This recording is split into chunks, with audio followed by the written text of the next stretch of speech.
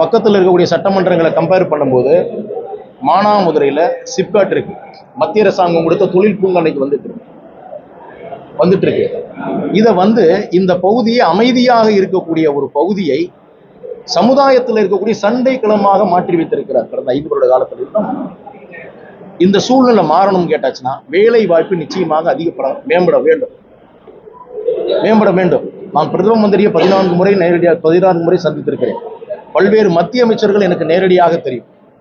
பல்வேறு தனியார் கம்பெனிகள் பேர் இப்போதைக்கு நம்ம சொல்ல முடியாதுங்க.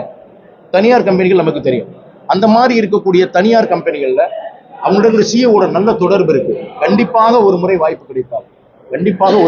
கிடைத்தால் கண்டிப்பாக இந்த பகுதியில் இருக்கக்கூடிய மக்களுக்கு சாஃப்ட்வேர் கம்பெனி பக்கத்தில் இருக்கக்கூடிய மதுரை ஒரு 45 கிலோமீட்டர் போனீங்கன்னா சாஃப்ட்வேர் கம்பெனி. ஏங்க இங்க இருக்கக்கூடிய இளைஞர்கள் எல்லாம் முக்கியமான நல்ல திறமை வாய்ந்த இளைஞர்கள். நாங்க இருக்க 45 கிலோமீட்டர் தள்ளி மதுரைக்கு போவோம். இங்க எங்களுக்கான தேவையான இடம் இல்லையா? நல்ல அருமையான சூழல், வைகை நதி பக்கத்துல இருக்கிற மாதிரி இருக்கக்கூடிய ஒரு சூழல் இருக்கு. நல்ல ஒரு இயற்கையான காற்று. இந்த மாதிரி இருக்கக்கூடிய இடத்துல ஒரு நல்ல சாஃப்ட்வேர் கம்பெனி 2-3 கம்பெனியை கொண்டு வர்றதுக்கு இருக்கக்கூடிய சிஓக்களுக்கு நல்லா தெரியும். அவர்கள்ட்ட நான் ஏற்கனவே பேசியிருக்கிறேன்.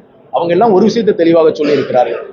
ஒரு நல்ல சட்டமன்ற உறுப்பினர், ஆதரவு கொடுக்கக்கூடிய சட்டமன்ற உறுப்பினர், ஒரு நல்ல அமைச்சர் வரக்கூடிய காலகட்டத்தில் மானாமதுரை, சிவகங்கை இந்த 2 பகுதியும் நல்லபடியாக டெவலப் பண்ணுவதற்கு ஏற்ற மாதிரியான ஒரு சூழ்நிலையை நம்மளால உருவாக்க முடியுங்கிற மாதிரி சொல்லியிருக்கிறார்.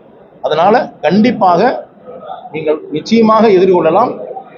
எத்தனை மத்திய அரசினுடைய திட்டங்கள், பெரிய திட்டங்கள், அந்த திட்டங்களை கூட நம்ம இந்த தொகுதிக்கு கொண்டு வர முடியுங்கிற ஒரு நம்பிக்கை இருக்க. கண்டிப்பா நமக்கு